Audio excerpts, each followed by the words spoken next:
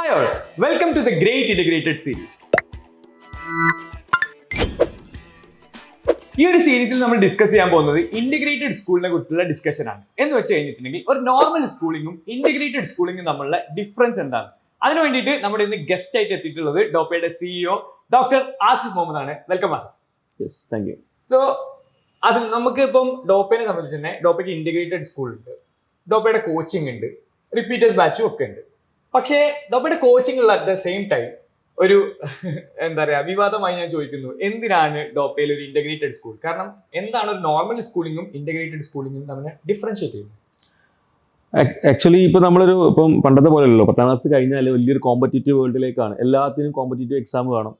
അപ്പോൾ നമ്മൾ ഇന്റഗ്രേറ്റഡ് സ്കൂളും അതുപോലെ ഒരു സ്കൂളിന്റെ കൂടെ ഗവൺമെന്റോ അല്ലെങ്കിൽ എയ്ഡഡ് സ്കൂളിന്റെ കൂടെ ഒരു കോച്ചിങ്, ഈവനിങ് മോർണിംഗ് കോച്ചിങ് എടുക്കുന്ന ഡിഫറൻസ് എന്താണെന്ന് വെച്ചാൽ, കുട്ടികൾക്ക് പഠിക്കുന്ന സാധനം, അതായത് എന്താണോ ബുക്കിലുള്ളത് അതിന്റെ എൻട്രൻസ് ലെവലിൽ തന്നെ ആദ്യം തന്നെ പ്രാക്ടീസ് ചെയ്ത് പഠിച്ചു പോയാൽ അവർക്ക് പിന്നെ അങ്ങോട്ട് ഡ്രോപ്പ് ചെയ്യണം, 1, 2, 3 കൊല്ലം ഡ്രോപ്പ് ചെയ്യേണ്ടാതെ തന്നെ എന്ത് ചെയ്യാൻ പറ്റും, ഇവർക്ക് ഈ പറയുന്ന സോ കോൾഡ് നീറ്റ്, JEE പറയുന്ന വലിയ എക്സാമിലേക്ക് കിട്ടാൻ വളരെ കൂടുതൽ ചാൻസ് ഉണ്ട്. യെസ്. അപ്പം ഞാൻ ചോദിക്കട്ടെ, അപ്പൊ ഇങ്ങനെയുള്ള തൊട്ട് മുമ്പുള്ള ഒരു സിനാരിയോ എന്ന് പറയുന്നത്, നമ്മുടെ നോർമൽ സ്കൂളിങ്ങിൽ പോകുന്നു, കോച്ചിങ് ചെയ്യുന്നു, സ്റ്റിൽ നമ്മൾ കോച്ചിങ് ചെയ്യുന്നില്ലേ? അപ്പം ഒബ്വിയസ്ലി ഇന്റഗ്രേറ്റഡ് സ്കൂളിൽ പഠിക്കുന്ന കുട്ടികൾക്കായിരിക്കും അഡ്വാൻറ്റേജ് എന്നാണ് പറഞ്ഞു വരുന്നത്. ആൻഡ് ഇപ്പോഴത്തെ നീറ്റിന്റെ സ്കോർ എന്ന് പറയുന്നതൊക്കെ 700+ ഇരിക്കുന്നത്. So what makes dum different? Like എങ്ങനെയാണ് അവർക്ക് ഒരു ഡിഫറൻസ് കിട്ടുന്നത് ബാക്കിയുള്ളവരുടെ അടുത്തുനിന്ന്? അതായത് ഇപ്പോൾ നമ്മൾ ഒരു കുട്ടി ഇപ്പോൾ നമ്മൾ +2 ഇപ്പോൾ ഡോപ്പിൽ റിപ്പീറ്റേഴ്സ് ബാച്ച് ഉണ്ട്. +2 1200 1300 വാങ്ങിയ കുട്ടികൾ അവരിതുവരെ എൻട്രൻസിന് MCQ ചെയ്തിട്ടില്ല. ഇതെല്ലാം ഒരു പ്രാക്ടീസ് ഓറിയന്റഡ് ആയിട്ട് വരുന്ന സംഭവങ്ങളാണ്. ഇപ്പം അവർക്ക് ഒരു ക്വസ്റ്റ്യന് 5 മിനിറ്റ് കൊടുക്കുക എന്നുണ്ടെങ്കിൽ ഓൾമോസ്റ്റ് എല്ലാ പഠിക്കുന്ന സ്റ്റുഡൻസിനും 720 മാർക്ക് കിട്ടും. നിർഭാഗ്യവശാൽ അത് 1 മിനിറ്റേ ഉള്ളൂ. അപ്പോൾ എന്ത് ചെയ്യേണ്ടത്, 1 മിനിറ്റിന് എന്ത് ചെയ്യണം, ഇവർ പ്രാക്ടീസ് ചെയ്യണം. എത്രത്തോളം സമയം പ്രാക്ടീസ് ചെയ്യണം, എത്രത്തോളം കാലഘട്ടത്തിൽ പ്രാക്ടീസ് ചെയ്യുന്നു, വിത്ത് ഗുഡ് കോൺസെപ്റ്റ് ആൻഡ് അതിൻ്റെ ഒരു ഓറിയന്റേഷൻ കിട്ടുക എന്നുണ്ടെങ്കിൽ അവർക്ക് പെട്ടെന്ന് എന്ത് ചെയ്യാൻ പറ്റും, ഈ നീറ്റ് പോലത്തെ JEE പോലത്തെ എൻട്രൻസ് ക്രാക്ക് ചെയ്യാൻ പറ്റും.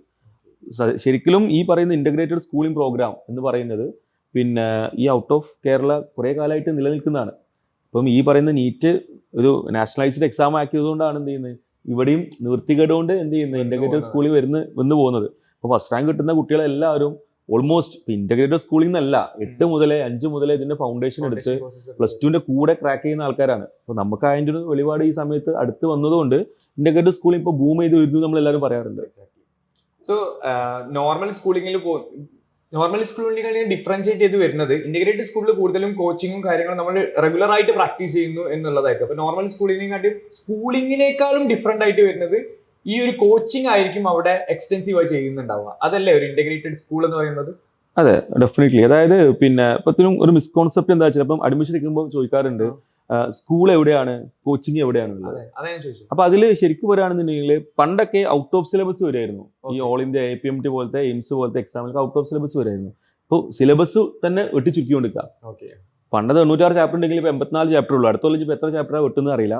അതുപോലെ തന്നെ വളരെ എക്സാക്ട്ലി എന്താണോ പഠിക്കുന്നത് അതാണ് വരുന്നത്. അപ്പോൾ നമ്മളൊരു കോച്ചിങ്ങിന് വേണ്ടിയിട്ട് ഒരു കുട്ടി പഠിക്കുകയാണ്. അപ്പോൾ നമ്മളൊക്കെ എന്ത് ചെയ്യുന്നത്, ഡയറക്റ്റ് ക്ലാസ് കോച്ചിങ് ആണ്. ഒരു കോച്ചിങ് വിടാന്നുണ്ടെങ്കിൽ അതിന്റെ സ്കൂൾ ബോർഡ് ലെവൽ തൊട്ട് താഴെ വരുന്നുള്ളൂ. ഇത് നന്നായി പഠിച്ച ആൾക്കാർക്ക് എന്ത് ചെയ്യാം, അതിന്റെ കോമൺ സെൻസും കാര്യങ്ങളും ഉണ്ടെങ്കിൽ എന്ത് ചെയ്യാം, അവർക്ക് ബോർഡ് ലെവലിലും നല്ല മാർക്ക് വാങ്ങാം. പണ്ടത്തെ പോലെ എൻട്രൻസ് വേറെ, എൻട്രൻസിന് വാങ്ങുന്ന ആൾക്കാർക്ക് ബോർഡിൽ 60% മാർക്ക് അങ്ങനെയല്ല ഇപ്പോൾ ഉള്ളത്. അപ്പോൾ അതുകൊണ്ട് നമ്മൾ കോച്ചിങ് ആണ് ഇമ്പോർട്ടൻസ് കൊടുക്കുന്നത്. അതിന്റെ കൂടെ എന്ത് ചെയ്യും, ബാക്കി സ്കൂളിങ്ങും സാധനങ്ങളും പാരലലിൽ വന്ന് പൊക്കോളും. അപ്പൊ ഈ A+ന്റെ തുലാഭാരം എത്രത്തോളം ആവശ്യമാണ് ഇന്റഗ്രേറ്റഡ് സ്കൂളിലേക്ക്? അത് വലിയൊരു ചോദ്യമാണ്. നിർഭാഗ്യവശാൽ ഇപ്പം എല്ലാവർക്കും 10A+ന്റെ ഈ വീഡിയോ എടുക്കുന്ന സമയത്ത് A+ന്റെ സമ്മാനം വാരിക്കൂട്ടുന്നത് നേരാണ്. ഞാൻ എപ്പോഴും കുട്ടികളോട് പറയാറുണ്ട്, ഇപ്പം റിപ്പീറ്റേഴ്സിനോട്, ഇപ്പം പുതിയ ബാച്ചോട് പറയാറുണ്ട്, 9 A+ കിട്ടിയ എത്ര പേരുണ്ട്. അപ്പോൾ എനിക്ക് 9 A+ കിട്ടിയായിരുന്നു, കിട്ടിയ എത്ര പേരുണ്ട്. അപ്പോൾ അവര് ജസ്റ്റ് മിസ്സാണ്. ഇത്രയും റെക്കഗ്നീഷനും ഇത്രയും കാര്യങ്ങളൊക്കെ വളരെ ഒരു പൊടിക്ക് മിസ്സായ ആൾക്കാരാണ്. ഫ്ലെക്സിലെ ഫോട്ടോ പോയി, സമ്മാനങ്ങൾ പോയി, കുടുംബക്കാരുടെ അടുത്തു നിന്നുള്ള ചെറിയ ചെറിയ സമ്മാനങ്ങൾ പോയി. പക്ഷെ ഞാൻ പറയാറുണ്ട് ഇപ്പം 10ാം ക്ലാസ് മുതൽ തന്നെ ജസ്റ്റ് ഒരു ചെറിയൊരു മിസ്സാണ്. നമ്മൾ കോമ്പറ്റീറ്റേഴ്സ് ഇല്ലെങ്കിൽ പോലും ചെറിയൊരു മിസ്സിലാണ് ഇത്രയും കാര്യങ്ങൾ മിസ്സായി പോയത്. അതേപോലെ തന്നെയാണ് ഇപ്പോൾ ഈ എൻട്രൻസിലേക്ക് അടക്കുന്ന സമയത്തൊക്കെ അങ്ങനത്തെ ഒരു സംഭവം നമ്മുടെ നാട്ടിൽ വന്നു തുടങ്ങി. അപ്പം ഈ 9 A+, 8, 7, 5 ഒന്നും അല്ല, A+ന്റെ കണക്കല്ല. അപ്പോൾ ഇവരൊക്കെ A+ കിട്ടിയത് അവർ മുന്നത്തെ ഒരു ഹിസ്റ്ററി ഓഫ് ദെയർ അക്കാഡമിക്സ് വെച്ചിട്ടാണ്.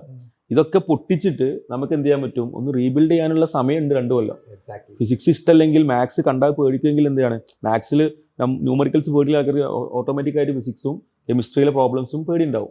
അത് ക്ലിയർ ചെയ്ത് കൊടുത്താൽ അവർക്ക് റെഡിയാവും. അപ്പം A+ വലിയ പ്രശ്നമൊന്നുമില്ല. A+ കിട്ടാത്ത ആൾക്കാർ അയ്യോ എൻ്റെ ജീവിതം പോയി എന്ന് പറഞ്ഞ് ഇരിക്കേണ്ട ആവശ്യമൊന്നുമില്ല. മര്യാദയ്ക്ക് ഇരുന്ന് പഠിച്ചാൽ ശരിക്കും നിങ്ങൾക്കാണ് വാശി വരുന്നത്. നോർമലി 10ാം ക്ലാസ്സിൽ A+ കിട്ടിയാൽ അതൊരു ഹണി ട്രാപ്പാന്നാണ് പറയാം. പിന്നെ എന്ത് ചെയ്തു, എല്ലാവരും ആ അളവ് പോലെ കൊണ്ട് അളക്കാൻ തുടങ്ങും. ഫുൾ A+ കിട്ടിയവനാണ് പിന്നെ നമുക്ക് എന്തോ പറ്റിപ്പോയി എന്ന് പറയും. ബാക്കിയുള്ളവർ പറയും നമുക്ക് 5 A+ ഇല്ല, നമുക്ക് കയറിയ കയറ്റം കണ്ടു പറയും.